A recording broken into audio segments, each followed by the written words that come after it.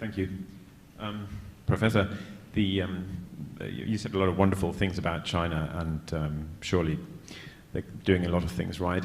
But how do you reconcile the fact that to make it work for China, it seems to be based on a high level of repression,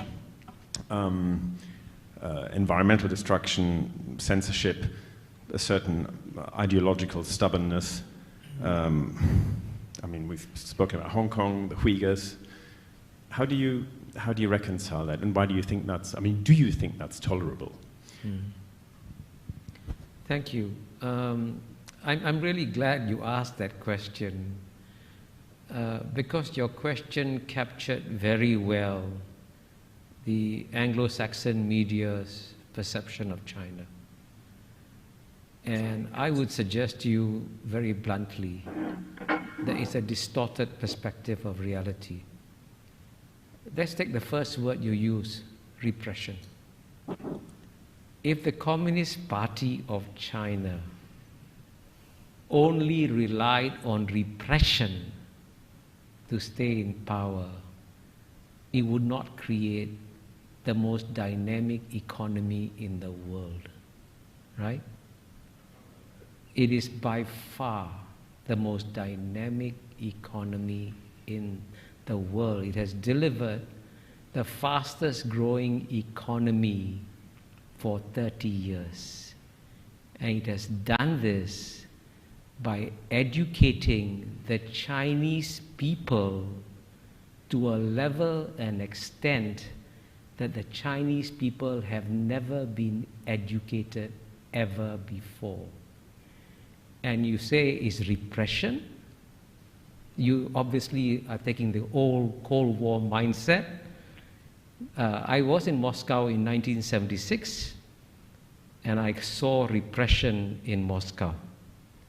And when I was in Moscow, the Soviet citizens were not allowed to travel outside the Soviet Union. That's repression. In the year 2019, 139 million Chinese left China freely. Guess what? Zero defectors. 139 million Chinese, right? That's twice the population of the UK. Went back to China. So all your description, when you say environmental degradation, China's climate change policies are far more responsible than those of the United States, which has not once, but twice withdrawn from global environmental protocols. Kyoto Protocol, the Bush administration left 8 years. Paris Accords, Trump administration left 4 years. And you know what? The reason why we're having climate change today is not because of new flows of greenhouse gas emissions from China and India. It's because of what the Western countries have put in the atmosphere since the Western Industrial Revolution. Get the data. The single largest contributor, cumulatively, right, is number 1, United States, number 2, Europe, number 3, China. Right?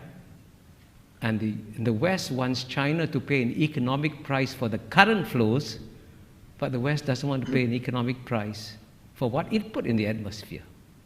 You want to deprive the Indians of electricity when the United States could just, by the way, if the United States could impose $1 a gallon tax, that would save the world. Cut down gasoline consumption, raise money for investment in green technology. Simple solutions. And by contrast, the largest reforestation program in the world is carried out by China. It has already reforested an area the size of Belgium or bigger, right? So all your descriptions capture the natural distortions of China that you get in the Anglo-Saxon media, which violate the rules of the Enlightenment, which say that you must be rational, calm, and objective. especially in understanding your adversary. And if the Chinese were as stupid and as incompetent as you describe them to be, don't worry about them. But I can assure you, you are now dealing with a far more intelligent and rational actor that doesn't fit any of the Anglo-Saxon categories that you applied to them. Please forgive my bluntness. Now you're putting words into my mouth.